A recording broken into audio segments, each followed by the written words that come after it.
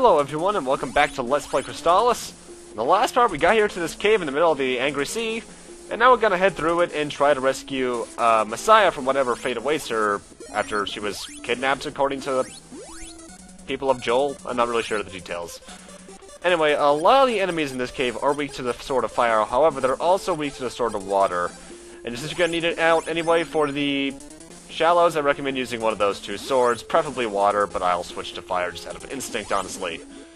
There are some enemies that are weak only to water, like a certain one we're coming up on right now. Actually, I think you can see in the top right of the screen. Yeah, there it is. The snakes there, they have a paralysis spell, however, I think they can also paralyze you via contact, so be careful about that. I will say, this is easily, well, it's not, This cave is honestly not the hardest we've been through, but it's the longest, so make sure you bring a couple of fruits of power and such to keep your MP up, because you'll be using a lot of it. Mind you, if you're low on items, there are some to find in here, mostly herbs, though. However, one thing I forgot to mention at this point... Oh, and there's another magic ring, make sure you keep those around, too. The lysis plants that... I think I found one last part of the part before that. I didn't mention what those do. What those do is that they cure paralysis. So, yeah.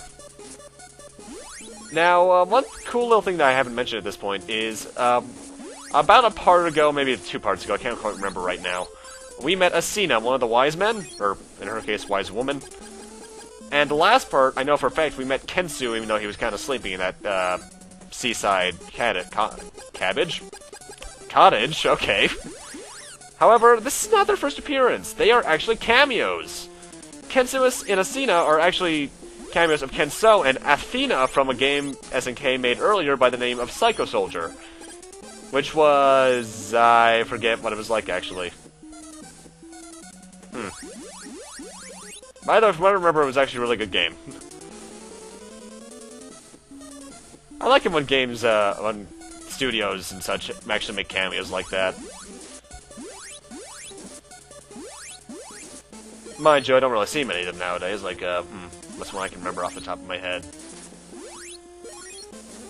Not many. Oh, actually, Mega Man Star Force 1, if you have a Battle Network cartridge in the DS's Game Boy Advance slot, you could, have a little side quest with Mega Man from Battle Network.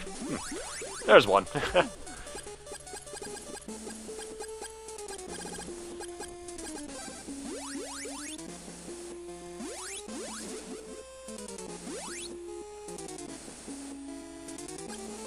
So, I believe I mentioned at this point, but, yeah, Majora's Mask 3D is officially happening, and, yeah.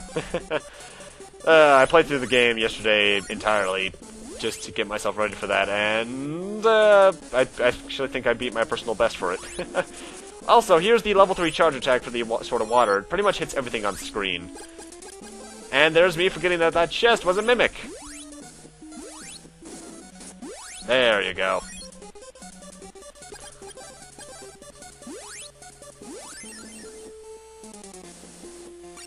And now we have the Iron Necklace. What the Iron Necklace is, it's very similar to a Shield Ring, where it takes one of your defense stats and adds your level to it. However, the Shield Ring is for your shield defense, and the Iron Necklace is for your physical defense. So now my physical defense is 34, whereas my shield is 22, meaning I'm going to take quite a bit less damage from the enemies around here due to their low attack in comparison to that high defense.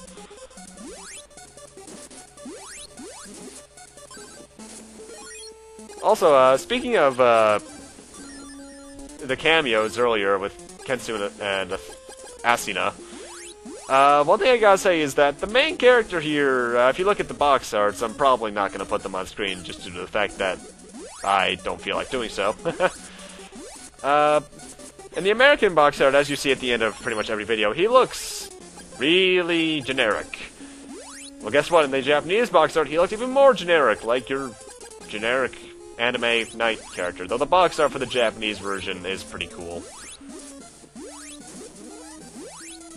When it comes to the paralysis spell the enemies can throw at you, be careful of that, because its sprite is deceptively huge, and you'll probably get hit by it more often than you think you should. I know that happened with me when I was doing some level grinding.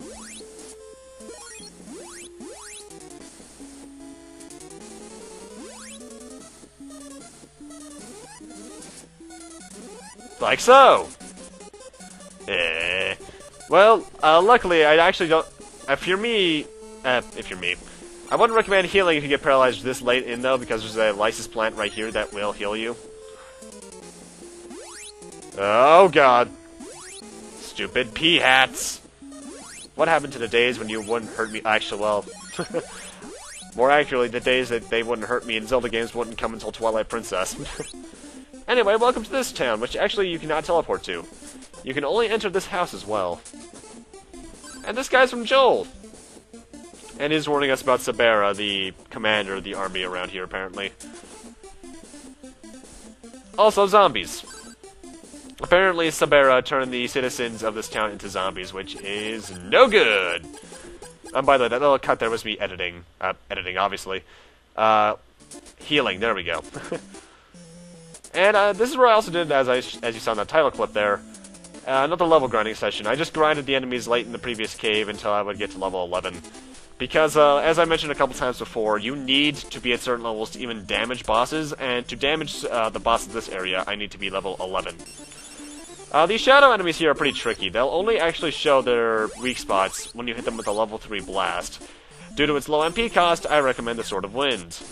And after that, you just have to slice them up, though the paralysis spell is very useful against them. The moths there, I believe, can poison you, so watch out for that. That's never fun.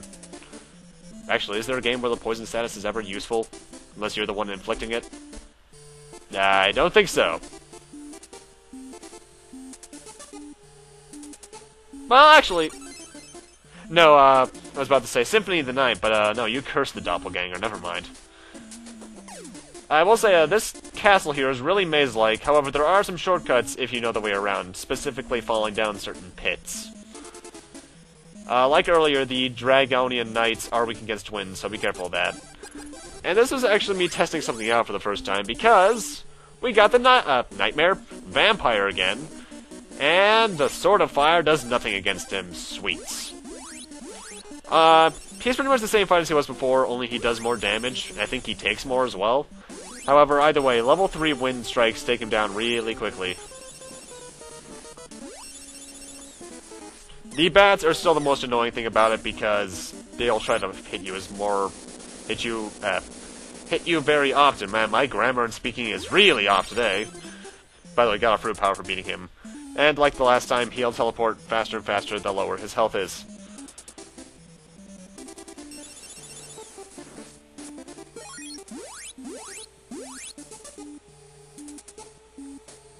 The way to the exits to the south, however, I want to go over to the east first to get something. It's nothing major, but it can come handy. I think. These spikes here act pretty much the exact same as the swamp water, where they damage you the longer you're on them. So if you just constantly jump on them, you're not going to take any damage at all, really.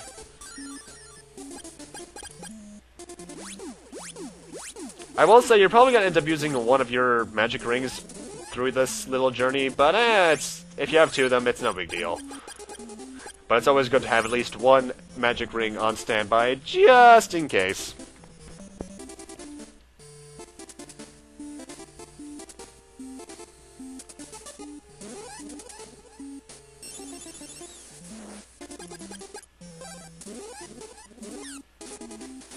One thing about the paralysis spell, though, as I just tried to do there, if you use it, you can only paralyze one target at a time. It's not a multi-hit spell, so be careful about that.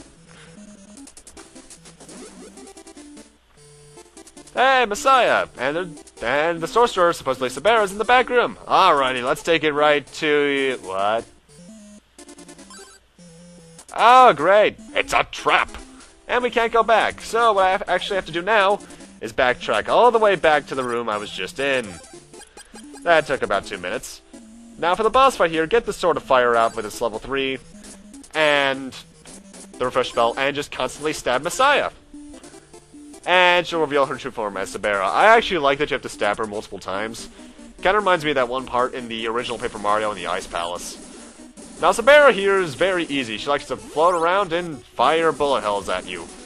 However, when she's not moving, and if you fire a level 3 fire burst at her, she takes a crapload of damage due to its multiple hit nature. So if you do it on her twice, she's down.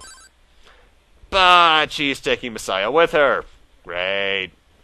The rescue quest has been extended by like 2 hours. And we also get a broken statue. Pretty useless, honestly. We'll find out what that's for later, though. But by defeating her, we see that we freed the townspeople from their terrible curse. There's only 3 people I recommend talking to in here. This little girl here who will tell you that the glowing lamp will fix anything. Clark again, so you can get the eyeglasses. We'll find out what those are for momentarily. And then this little woman right here to find out where we need to go next.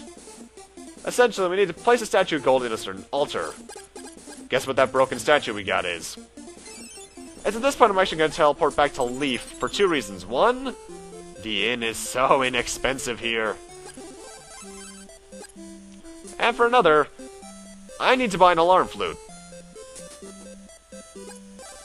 So my reasons for being here are now done. And now it's time for us to teleport back to Joel, because this is where our next goal is. If you talk to a lot of people around here, they'll just say, thank you for saving the people, blah, blah, blah, blah, blah. We're generic NPCs. But you're going to want to use the eyeglasses here. You're never exactly told what you need to do with the use the eyeglasses for. Pretty much, it's just use them in every area you've been in and see what you find. However, upon entering this shed here and using them, we see a secret door. I'm not a fan of game design elements like that, where you just need to go back through areas and use stuff over and over again, I'll be honest. But for doing so, we get to the lighthouse. And hey, Kensu, you're sleeping. Guess what I needed the alarm flute for? And by talking to him, we get the glowing lamp. And upon using it, the broken statue becomes a statue of gold we need to calm the sea. Essentially, our next destination is blocked by whirlpools, and we need to get past them, so this is the reason we're doing stuff now. I'm not sure what happens if you try to go into the whirlpools. I've never tried, nor do I want to. My guess is that you just take damage, however. And more mermen.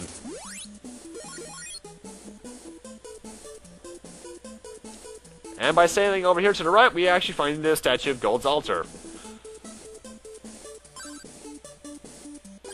So let's place this thing in there. Though it doesn't really look like gold on the menu, it looks more blue.